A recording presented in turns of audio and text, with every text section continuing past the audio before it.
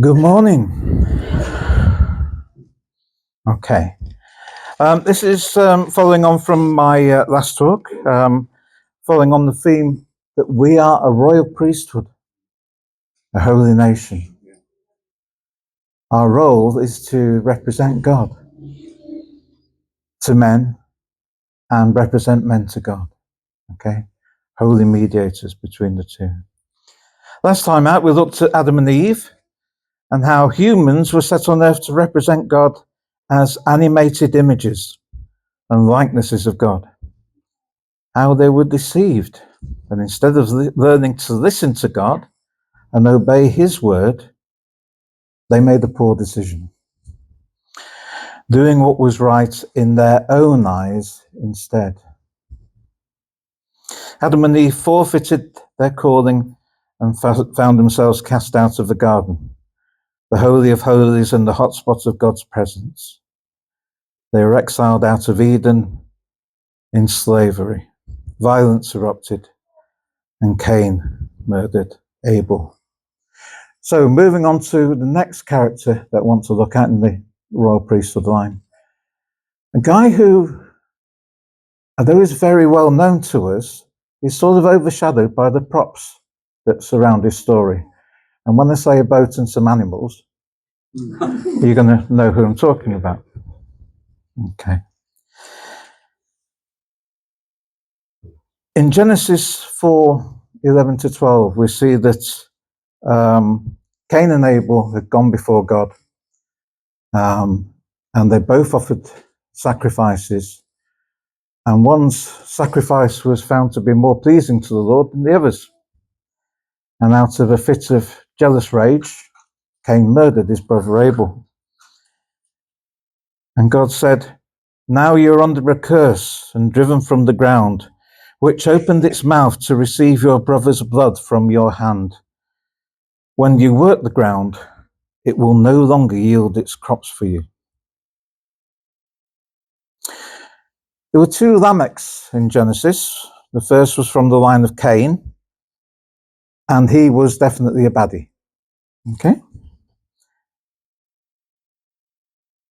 The reason for the flood started with the spilling of Abel's blood on the ground, and the innocent blood cries out to God.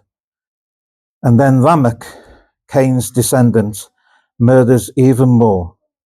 It gets even worse. Violence is throughout the land. However, in Genesis 5, we encounter a second Lamech, who was from the line of Seth, and this one was a goodie. He was also the father of Noah. And when Noah was born, in Genesis 5:29, we read this: Lamech had a son and prophesied over him. He named him Noah and said, "He will comfort us in the labor and painful toil of our hands caused by the ground the Lord has cursed." The name Noah is derived from the Hebrew root nuach, meaning rest or comfort. And this naming reflects the hope and expectation that Noah would bring relief to humanity. Noah's name as a verb means rested. And this is the word in Hebrew that is used in Genesis 2:15, when it says that God put or placed Adam in the Garden of Eden. So he rested him, or Noahed him, in the garden. It's also the word used for when the ark comes to rest on dry land on Mount Ararat in Genesis 8:4. So the ark came to rest to Noah on the mountains of Ararat. And if we understood Hebrew far better than we do, and I don't really understand Hebrew any more than you do, there's a lot of wordplay going on in Genesis 5 and 6. And virtually every other word is based upon Noah's name. But we just miss it because the English translation doesn't pick it up, which is a shame. There you go.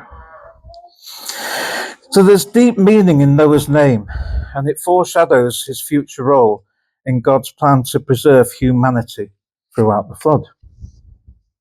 So Genesis 6. When human beings began to increase in number on the earth, and daughters were born to them, the sons of God saw that the daughters of humans were beautiful, and they married any of them they chose. Verses 1 to 4 of Genesis 6 are a very big rabbit hole.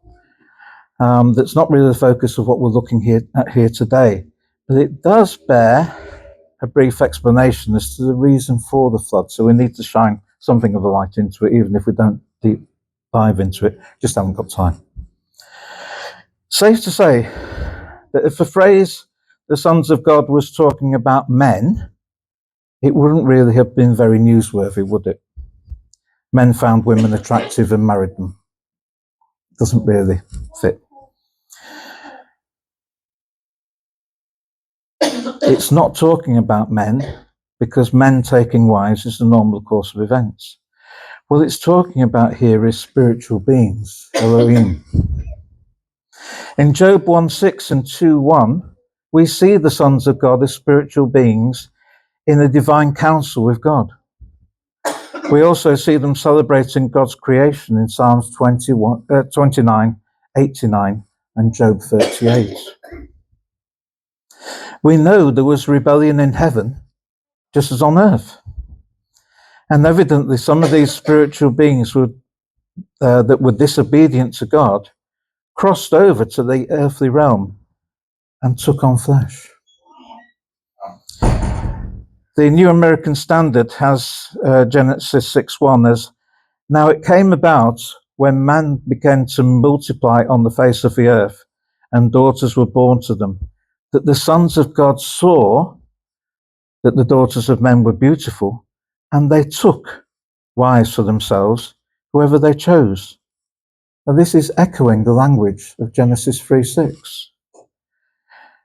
When woman saw that the fruit of a tree was good for food and pleasing to the eye, and also desirable for gaining wisdom, she took some and ate of it.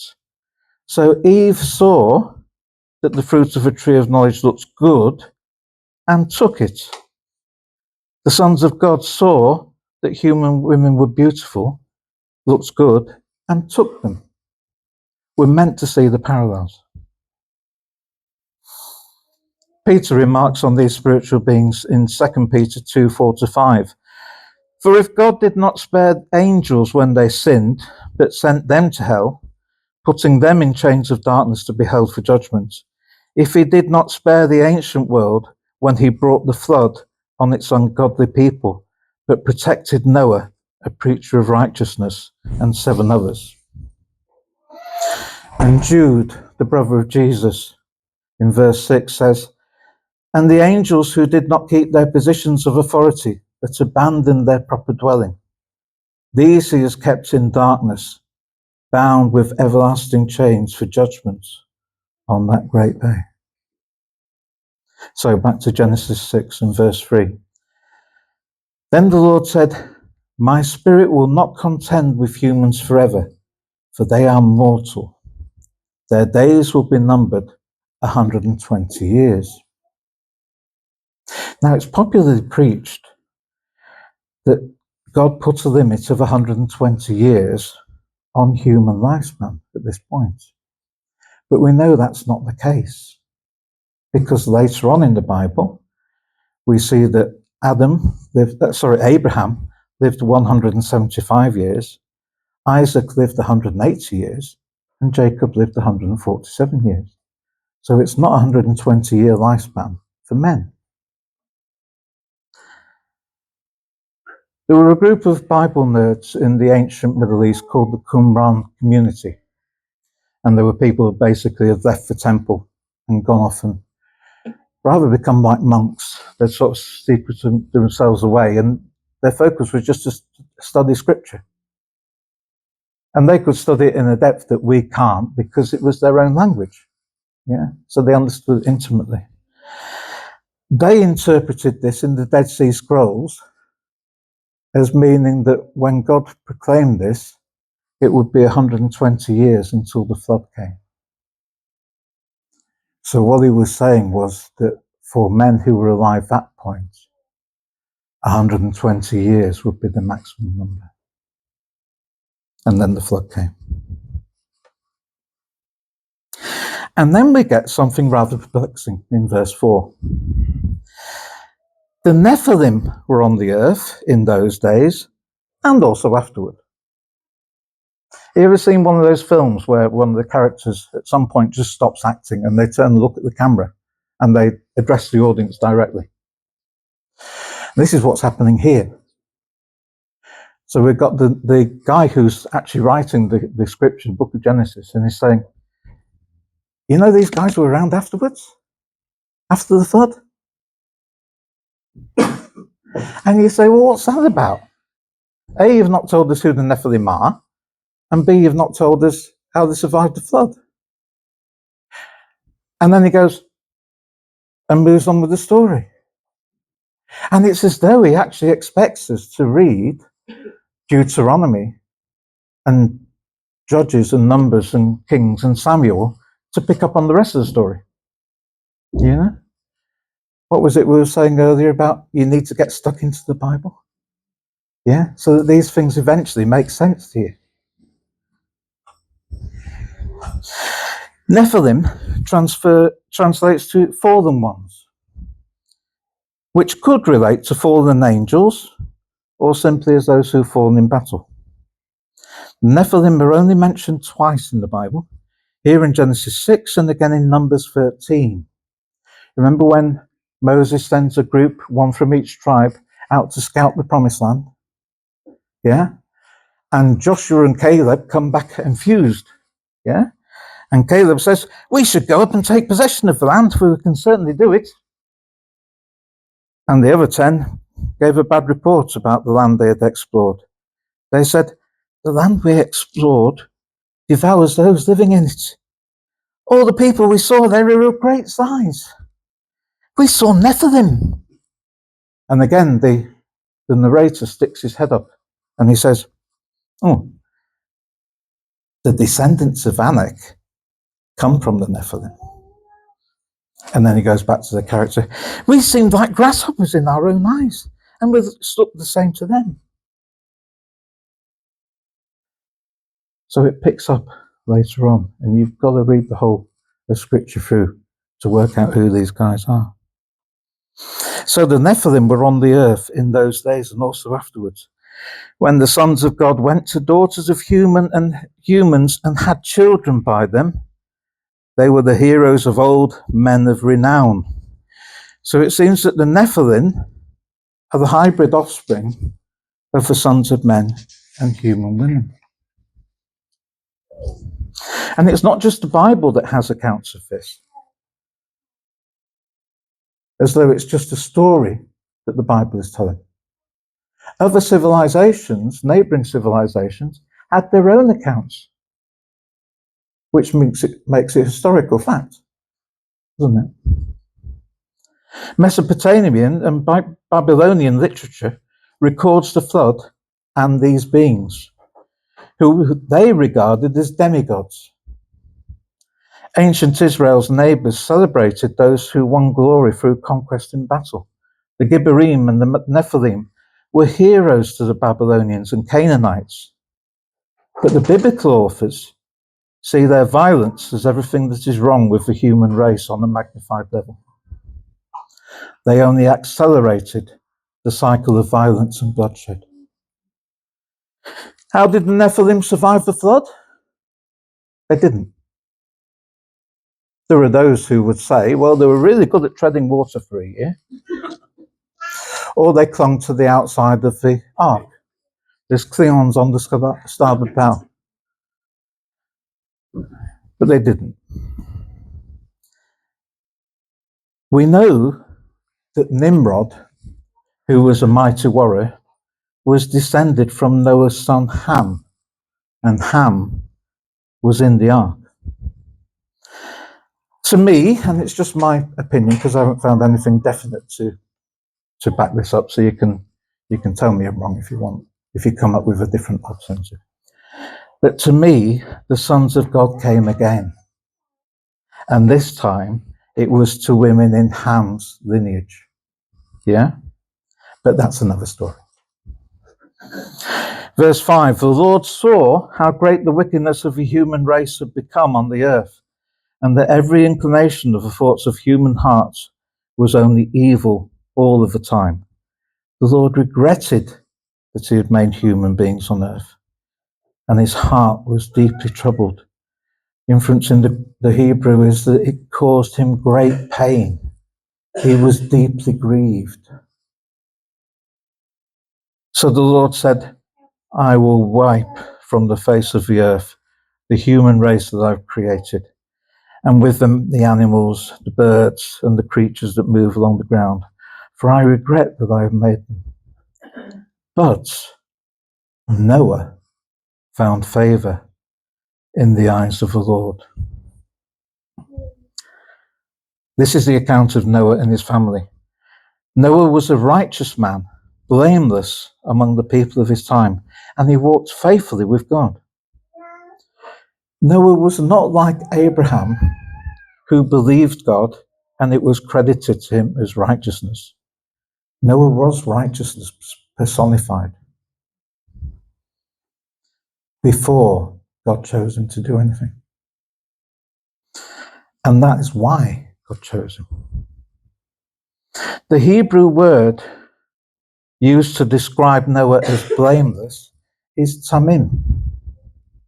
In Exodus and Leviticus, tamim is used to describe an animal that is without blemish or defect, that is acceptable to God as an offering. Most translations have Noah was a righteous man, blameless among the people of his time, and he walked faithfully with God. The New King James says Noah was a just man, perfect in his generation.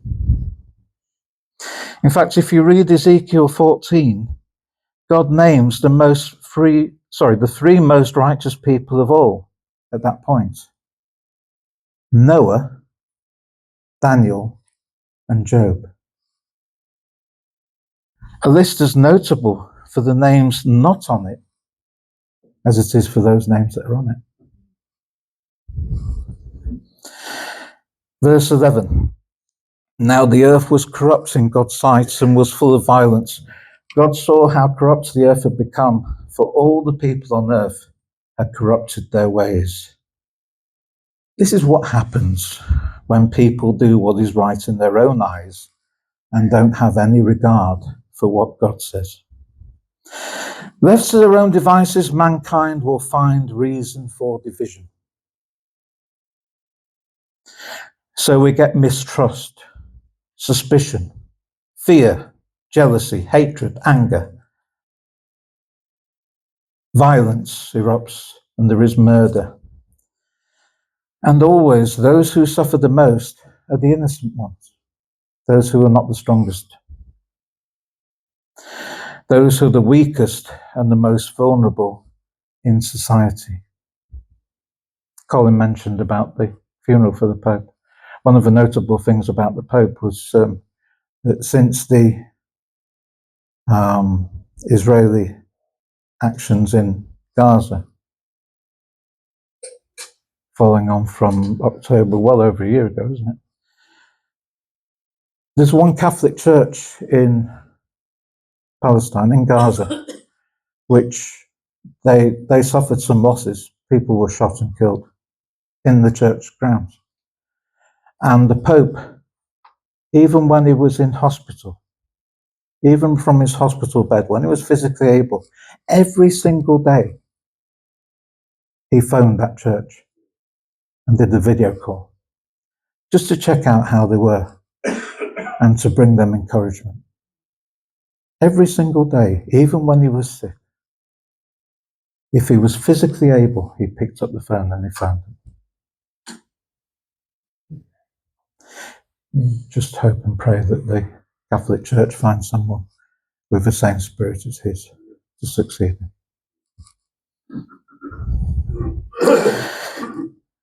So God said to Noah, I'm going to put an end to all people, for the earth is filled with violence because of them. I'm surely going to destroy both them and the earth.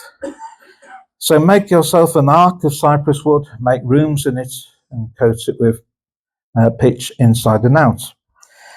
This is how you are to build it. The ark is to be 300 cubits long, 50 cubits, 300 cubits long, 50 cubits wide, and 30 cubits high. Make a roof for it, leaving below the roof an opening of 1 cubit high all around.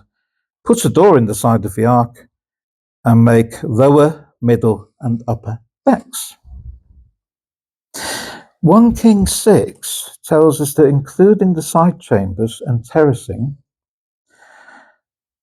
Solomon's temple was also 50 cubits wide and 30 cubits high, and it also had a door in the side.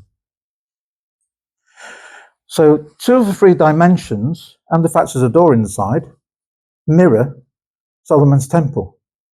And the ark was actually longer than Solomon's temple. When you realize that, is it a stretch to regard the ark as a temple? As much as it was a ship. But then we get the fact that the ark wasn't actually a ship.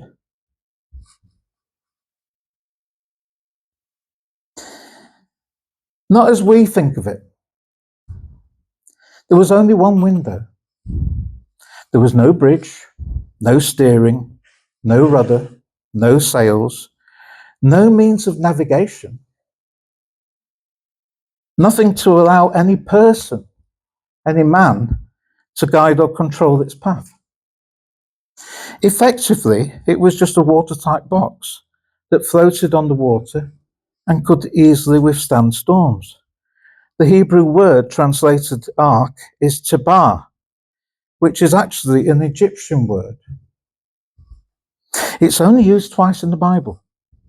It's used here to describe the ark, Noah's ark, and it's later used for, the little basket that Moses got put in when he was a baby? It's used that. Both would carry their occupants through the waters of death. We're meant to see the parallels between the flood, Moses and the basket, the parting of the sea in the Exodus, right through to baptism. And that's what Peter's talking about in 1 Peter 3, verses 18 onwards. Tabar is actually an Egyptian loan word into Hebrew, which means sacred shrine, sarcophagus, or box. To us, the word tabar, ark, is applied to a ship in the flood story. But the authors of Genesis appear to be also using it in its real meaning of chest. Such a chest generally had the form of a divine shrine, and in Egypt it served as housing for images of gods, which were dedicated to temples. And we learnt last time that God made man in his image.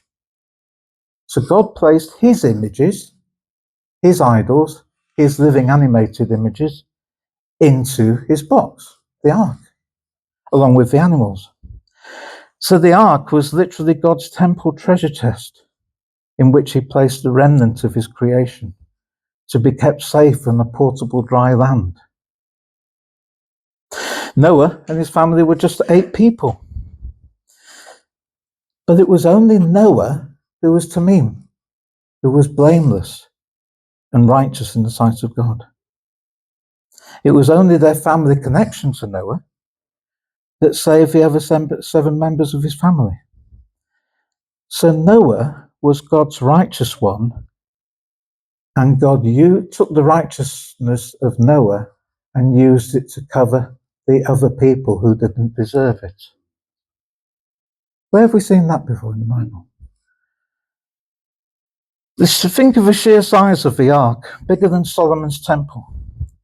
Even with today's tools and supplies, most of us, if not all of us, would find the task of building such a thing inconceivable. Where would you start? Well, you would start with the one who told you to do it in the first place, right? Verse 9, he walked faithfully with God. Trust in God. Put your faith in God. Believe in what God says, even when it makes no sense to you. Don't rely on your own eyes to decide what is right and wrong. Rely on God and what he says.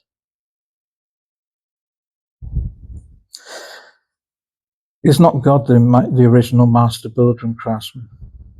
You ever thought about Jesus when he was a teenager growing up and he's in his dad's workshop and Joseph is teaching him how to be a carpenter and a stonemason? You know, and Joseph gets there and he shows him a picture of a table and says, "Do you think you can make this?" And Jesus is sort of there thinking, who do you think told Noah how to build the ark?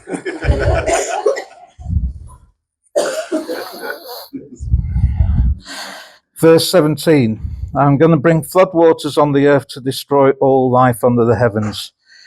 Every creature that is with breath of life in it, everything on earth will perish.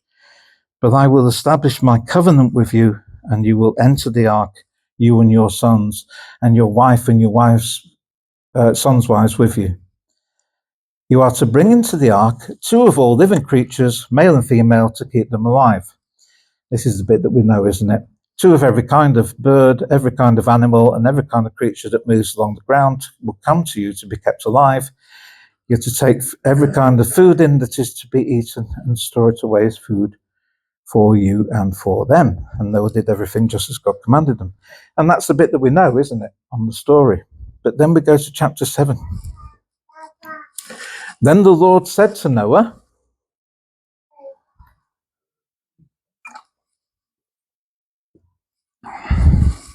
go into the ark, you and your whole family, because I have found you righteous in this generation. Take with you 7 pairs of every kind of clean animal, a male and its mate, and 1 pair of every kind of unclean animal, a male and its mate. Anyone else find that confusing? Where do we find out about clean and unclean animals? In Leviticus. We're about 950 to 1,000 years before Leviticus has been written. And here's Noah separating out clean and unclean animals before God has defined what clean and unclean animals are. And you think, okay. But this is Noah being the royal priest. He just knows. We're not told how he knows, but he knows. When it comes to Leviticus, the purpose of clean and unclean was to differentiate not just which animals could be eaten, but which were kosher. Most of us would have no problem eating a pork or bacon because, as we know, pigs are unclean. Yet in Noah's day, there was no Jewish nation. There was no need to say that this is what makes Jews different to Gentiles. Yet here it is in Genesis 7 with no explanation as to why. Verse 3, and also 7 pairs of every kind of bird, male and female, to keep the various kinds of life throughout the earth. 7 days from now I will send rain on the earth for 40 days and 40 nights, and I will wipe from the face of the earth every living creature that I have made. And Noah did all that the Lord commanded him.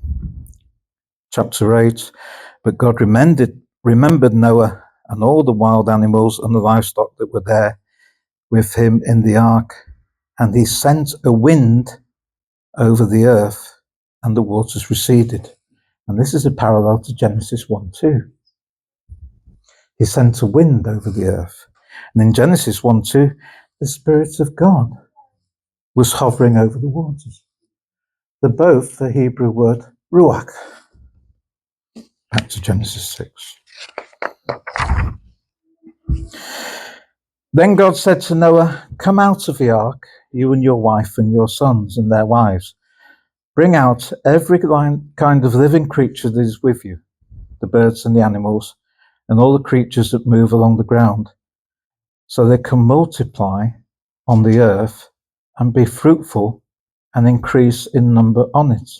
And of course, the language here reflects God's instruction to Adam and Eve in Genesis 1:28.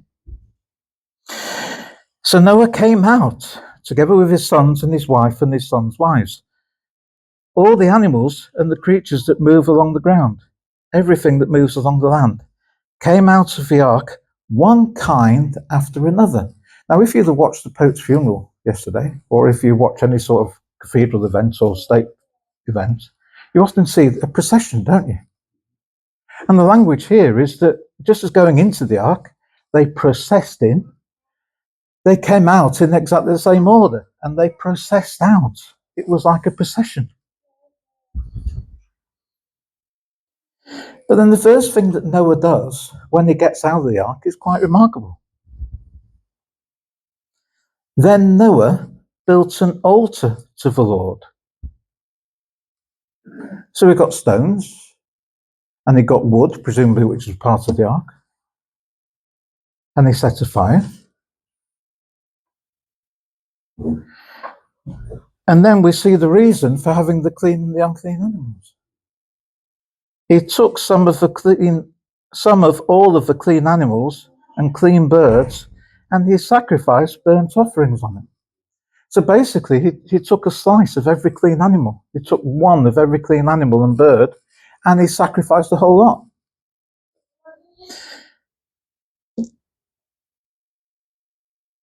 Now, think about it. When Noah and his family and all of the animals came out of the ark, what was the most scarce commodity that they had?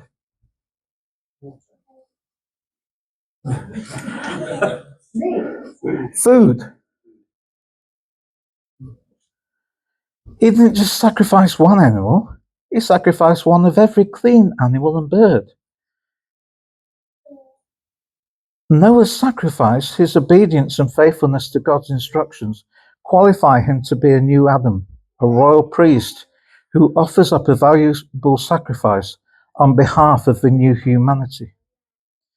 Noah's priestly role was hinted at in Genesis 7:1-3, when he was directed by God to select ritually pure and impure animals to take onto the ark.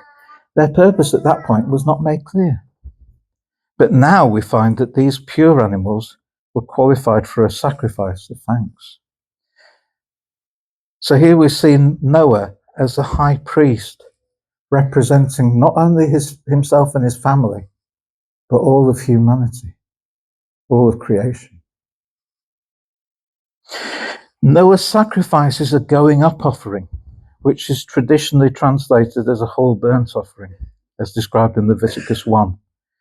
It was the most costly because the worshipper did not get any of the meat back to eat. Some offerings, you took them and you presented the offering, and the fat was the Lord's, but the meat you got back so you could have a feast with your family and your friends. In this case, the whole animal was consumed. You didn't get anything back. And he's got no food resources other than what's sat in the ark. But he gladly gives everything he's got, the most valuable stuff he's got, to God.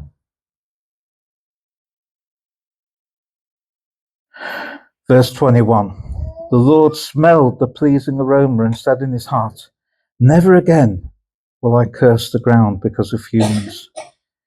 Even though every inclination of the human heart is evil from childhood. The wording is basically exactly the same as it was for the reason for doing the flood in the first place. So what's changed? Noah and his offering. God says, here's someone I can work with. Here's someone who is willing to give me everything.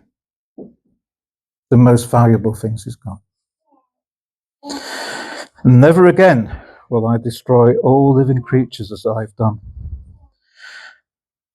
Now, although Noah was tamim, blameless and perfect, we're told in Genesis 9 that he went on to plant a vineyard and he enjoyed the fruits of the vineyard a little too much. And he got drunk. And then he passed out naked in a tent where one of his sons, Ham, saw him. Now, we don't know if this was a communal tent or if Ham wasn't supposed to go into Noah's tent. We don't know that. But the result was that Noah cursed Ham. And Genesis 10 tells us that from Ham's line came Sodom, Nimrod, and the creation of the Babylonian Empire. But that, my friends, is another story.